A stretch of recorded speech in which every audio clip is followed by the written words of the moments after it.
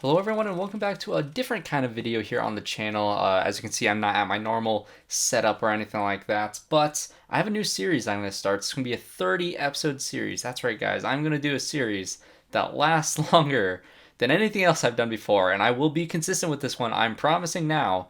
That does not mean I'm actually going to do it. No, I'm going to try my best to do this because this is actually something I really want to do. This is a trend that's happened through everyone's quarantine, the 30-day challenges of like music or of other things. But there's a new 30-day film challenge where it pretty much has 30 subjects or I guess topics that you have to kind of find a movie that fits that subject personally for you. And so the first day is for the first movie you remember seeing. And as you guys see in the title, this is going to be a Phantom Menace sort of review. I've reviewed this movie on my channel before. If you go way back, it's one of my early videos. I don't remember quite what I said in that video. And since then, my thoughts on this movie has actually changed quite a bit for various reasons. One of them being the Clone Wars. Another being Dave Filoni's thoughts on the ending of The Phantom Menace, which I'm sure you guys have seen or heard of online. If you have not, I'll link in the description down below of kind of his thoughts or his exact words. I'll paraphrase what he's talking about. But overall, I still don't like this movie. It is one of the earliest movies I remember seeing, though, as a very young kid, having these plastic toy lightsabers, fighting with my brother all the time, constantly, just mimicking the fight that Darth Maul has at the end of this movie, which is still excellent. I love that aspect of that movie. It's such a great fight. And I'm pretty sure I said in my review before that I don't really like the character of Darth Maul, or at least at that time I didn't like the character of Darth Maul because he had like one or two lines and then he just dies because Obi-Wan flips over him and just cuts him in half and he falls and dies. But that has actually since changed because I did watch the entire Clone Wars series, which after all this is done, after I do this 30-day series, I might actually do a review for every Star Wars content that I can possibly find, whether that's all the movies, since I have not reviewed any of them besides The Rise of Skywalker on this channel. I do kind of want to do a video on that since I have all the 4K movies, but also even the Ewok movies or the holiday special. If I can get my hands on the holiday special, I'd love to review that one.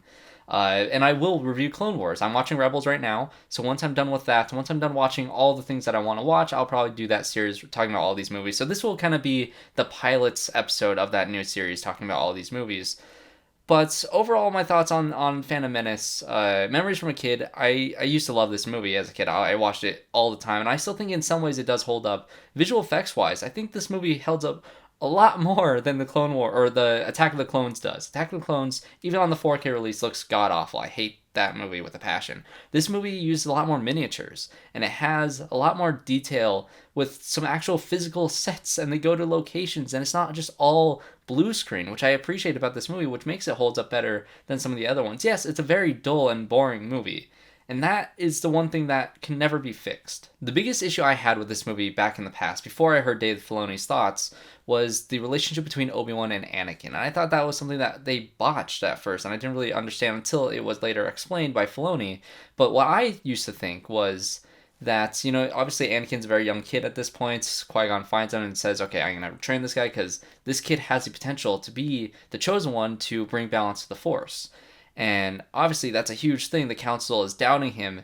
And I hated the fact that after he dies, Obi-Wan just says, okay, fine, I guess I'll train this kid. I have no attachment to him. I don't care about him. He complains about Anakin throughout the entire movie, saying, oh, we have another useless life form coming on board. And he's kind of annoying in this movie because he just doesn't play along whatsoever, and it always irritated me because he's the only reason why he takes on Anakin was because he made a promise and because his master died, not because he wanted to train him. He didn't have the passion to train Anakin as his own apprentice, and that always just bothered me because what does that mean for the relationship of Obi-Wan and Anakin? And when in Revenge of the Sith, when he says you were a brother to me, and that just, it felt like ever since the beginning of the relationship that was all botched, and it kind of ruined the whole thing, and that connection between Anakin and Obi-Wan was just gone. But through Dave Filoni's thoughts, he kind of explained that is the moment that kind of pushed Anakin in the direction that he will later go on. This is the inciting incident for the entire series at large. It's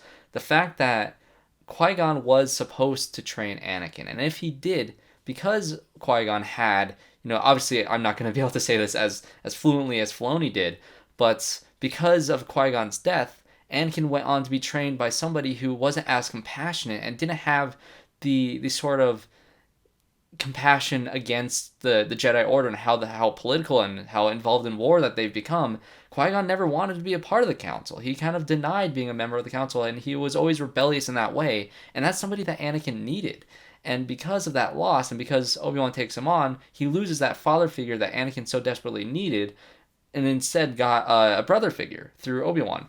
And they had a brotherly bond that eventually grew, which I would still argue was not completely fleshed out. It makes me hate that decision a lot less. I actually do kind of like that idea that because of this entire incident, that kind of pushed Anakin to not have the training that he needed to not become Darth Vader and to not turn to the dark side. So that is one thing that I've completely changed my mind. That was my biggest issue, I think, in my old review, and that I have since completely changed on because of Dave Filoni. And if you guys don't know who Dave Filoni is, he ran the Clone Wars, and he was pretty much the apprentice to George Lucas, and why he has done such a great job on all these TV shows, including The Mandalorian and Rebels, and of course with the Clone Wars, and how he knows Star Wars better than anybody else that is not named George Lucas. So I'll take his word for it. The way he described it was brilliant, and I've always kind of said that the prequels on paper has a great story. In execution, it's god-awful. This movie is extremely dull and boring, and you can see more of my thoughts on that stuff about Jar Jar, who is just continuously awful. I don't think he looks as bad as people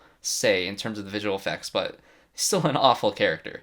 And then the pod racing scene, I love the pod racing scene. I love the fight at the end of this movie. It has a lot of nostalgia for me. I love all that stuff about it. My earliest memories of movies is watching the prequels, not the original trilogy. I got into the original trilogy much later, but in terms of when I first found them, I watched just the prequels. Phantom Menace, Attack of the Clones, a lot. I watched Attack of the Clones even more so than this one. And of course, when Revenge of the Sith came out, that was my favorite thing ever at that time.